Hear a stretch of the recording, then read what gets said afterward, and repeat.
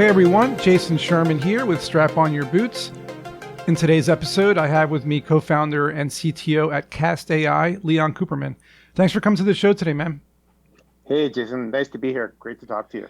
And this episode of Future Tech is going to be focusing on how using artificial intelligence is reducing wasted resources, which, as we all know, is a major issue with climate change. And let's forget about artificial intelligence for a second. Just like wasted resources, like greenhouse emissions, like what's the story? Like how bad is it? Yeah, so the thing that I'm focusing on and the problem I'm really trying to solve is wasted energy. And the when we use electricity and cooling specifically for the computer, for the world to power the computers that we need to run efficiently, we're spending so much extra energy on these grids that can be greatly reduced. And that's just caused by everyone sandbagging and over provisioning the things that they think they need to use. And when you escalate that at global scale, we have a massive impact on overall climate change just by running the computers that we need. So really you're talking about the power being used to run infrastructure, data centers, just regular computers, anything electronic that's using electricity and energy. And you're saying that we're wasting a lot of that and no one's doing anything to fix it? Yeah, and specifically it's in data centers. Like, I mean, I think the computers we run, all right, like cool, your battery heats up. But when you like compound that in massive football field size data centers that are run by the big cloud, Google, Microsoft, Amazon. Yeah. If everyone is just over provisioning by 10%, and the problem's way worse than that, imagine the amount of power that is used. And it's not necessarily the electricity that the computers use. It's the cooling requirements systems for those computers, because they produce a massive amount of heat. Yeah. And then what do you do with that heat? You've got to get it out or those computers will crap out. So it's all about exhausting the heat, getting the coolers in. And that's kind of the same as like Bitcoin mining. You got to keep the rigs running cool, and the exhaust is sometimes heating warehouses and sometimes just being wasted. And there's a lot of debate on that as well. So how does artificial intelligence come into play in terms of monitoring or, somehow fixing this problem of wasted energy? Is it monitoring it, or what's? Yeah, that's a great question, Jason. And by the way, just like your comment on Bitcoin, it's kind of even worse, because if you look at where the miners have been historically situated, they've all been in China, or a big percentage of those mining fields have been situated in China. And what does China use to power their electricity grid? Dirty energy. It's basically coal and fossil fuels. Yeah, and thankfully it recently moved from China all to the USA and Kazakhstan and other countries. Like China no longer allows mining. So like last year was a major disruption in that industry, where now it's all American mostly, and they are using a lot of green technologies to, thank God, to mine Bitcoin. So that's kind of at least one thing kind of taken off the table, kind of. We're not, it's maybe 80%, And my own philosophical view, like this whole, the reason why these miners have to run at such high rates is because they're basically guessing some mathematical number. And right. This whole guessing game that was created in the original kind of White DeFi paper. world Yeah. is arbitrarily wasting energy. These hash miners are just cranking out guesses at higher and higher rates. When you look at the other model, which is the staking model, I think that's much more energy sustainable. Of course. And it actually yields to the same type of distribution of power. Like if you look at where the Bitcoin miners are, they're all kind of aggregating to the folks that can spend the most money on the mining fields. Well, isn't that the equivalent of the most folks that can spend their money on staking? It's basically a one-to-one, but in one case, you're using all the energy. In the other case, you have a very efficient energy conserving model. And Ethereum's been moving to proof of stake for like years now. So we're waiting for that to actually happen. Eventually, they will eventually. Yeah, and with Ethereum too, the whole goal is to reduce those gas fees. But then you look at like up and coming competitors like Solana, they're producing transaction throughput at a fraction of the pennies. Fees. Yeah. It's incredible. So let's get back to artificial intelligence, right? So I'm curious. I'm super curious. Like, how does it fit in? Like, it's all powerful, very intelligent, but how does it fix Yeah, so here's how I'm applying machine learning and artificial intelligence to the problem. If you look at kind of like modern computer clusters, right, like how software is deployed on those computers, there's right now an engineer. At the end of the day, there's a human being that has to make decisions around, okay, for that particular application, how many resources do I need? How many CPUs do I need? How much memory do I need? How much disk do I need? And it's all a wild guess. So what happens is, as you guess up the stack, everyone's sandbagging those resource requirements, right? And in our world of Kubernetes, we call them requests and limits. Now, as that sandbagging occurs, applications change dynamically. Sometimes traffic spikes, sometimes it's slower. It's a completely fluid world. We do not have the human capacity to keep up with those changes. So usually what happens is deployments are fairly static. So software deployments are fairly static. And because nobody wants to get up in the middle of the night because of a high severity issue, they're often way over provision. And in fact, we see 60, 70% over provision in many customer cases.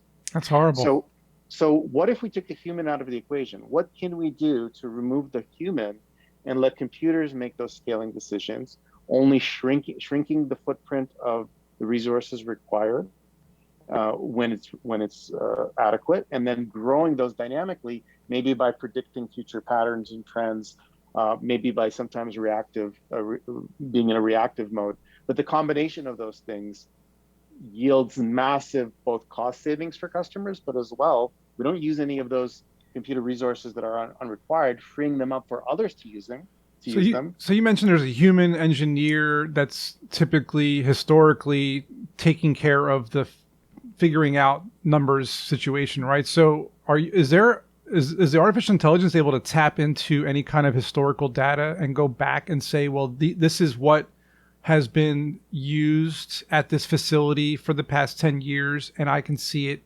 I can see the waves, I can see the ups and downs, and I can take that information and I can basically streamline it. Is that part of what's happening here, or is that Absolutely. And what you okay? described just now is called the seasonality model. So those are very simple to train, and you don't need to go back 10 years. You can go back 6 months, right? Okay. And so the typical seasonality trends that we look for are time of day, minute of hour. We look for day of week. We look for month, day of month, and then we look for month of year. Those are all overlaying seasonality patterns that we can apply to forward-looking predictions.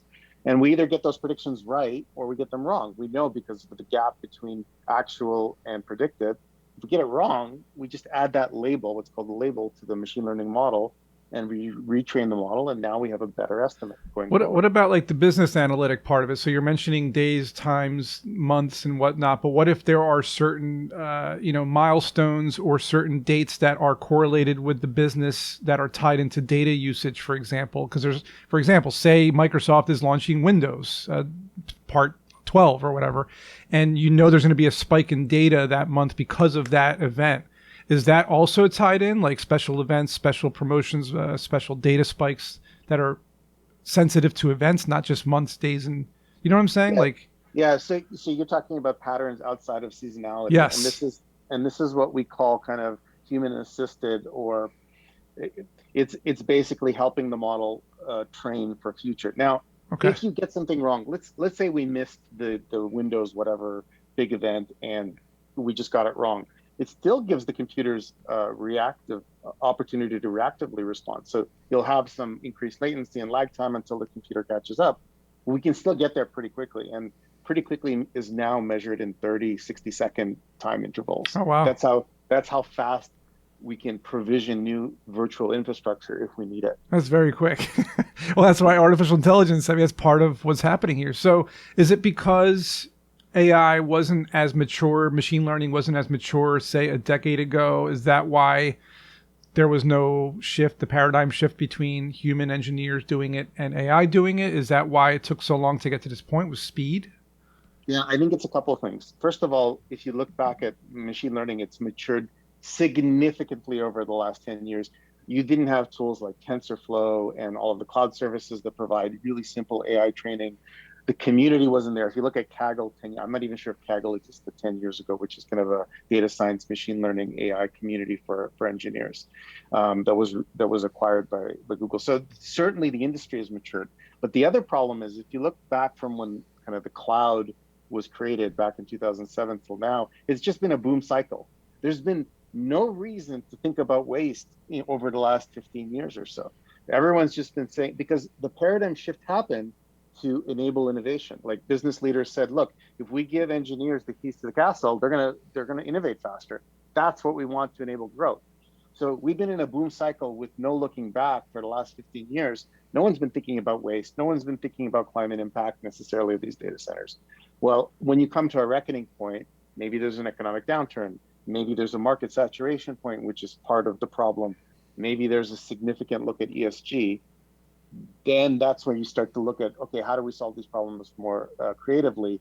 And let's get humans out of the way and let machines do the things that they do best. Wow. So yeah, that's a lot to unpack. It sounds like the next 10 years, maybe even 20 years, is it going to be what you keep saying, removing the human from the equation? Is it going to be more of that? Where do you see AI really helping society over the next 20 years, let's say? Like, what do you think is going to happen in terms of not only just the cloud automation, but in society in general? Yeah, there's a really good book on this topic, which I think it's called Life 3.0. I'll forward it you in the notes. I'd love to see it.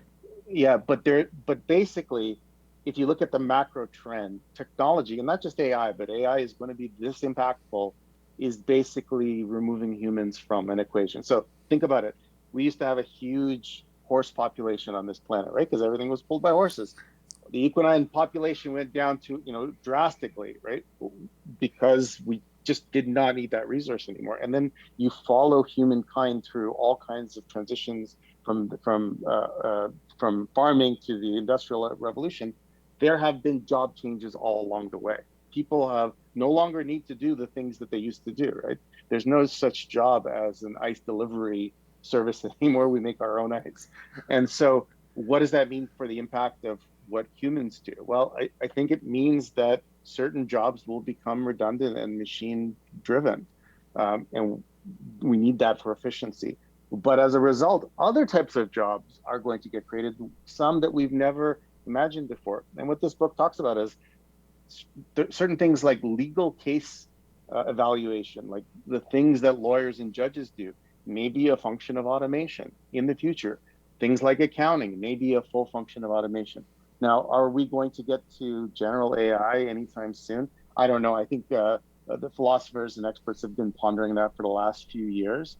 But it is important to kind of think about AI morality, like what happens when we do get to general AI? Are we as a society kind of ready for that type of innovation? Because if you did it today, we're not ready. We don't understand all of the implications. So I think it's important to get ready, but we're nowhere close. Right now, we can apply AI to micro problems, and that's specifically the realm of machine learning, predicting patterns. Love it.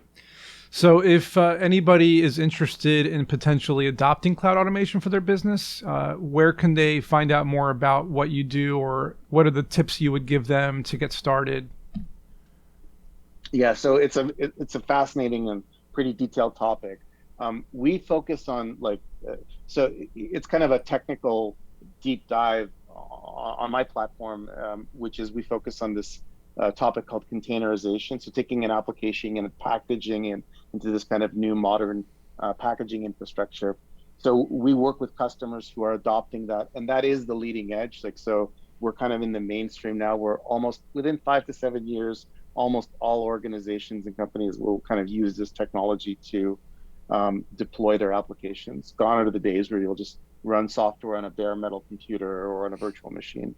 But yeah, if you guys want to take a look at kind of what we offer our customers in terms of waste savings and reduction of waste, and then costs as the outcome of that, we offer a free calculator on Cast.ai that actually lets you plug into your infrastructure, and within a couple of minutes, you'll see exactly how much you're wasting in Perfect. Resources and in money. That's awesome. Leon, thank you, man. This was really cool and really enlightening. I'm excited to dive into. I'm going to try the calculator, actually. There's a lot of people I know that do data storage and things like that, and we use the cloud in a lot of businesses. So I'm curious. Cast.ai, everybody, check it out. Leon, thanks again. Jason, great to talk to you. We'll see everybody in next week's episode.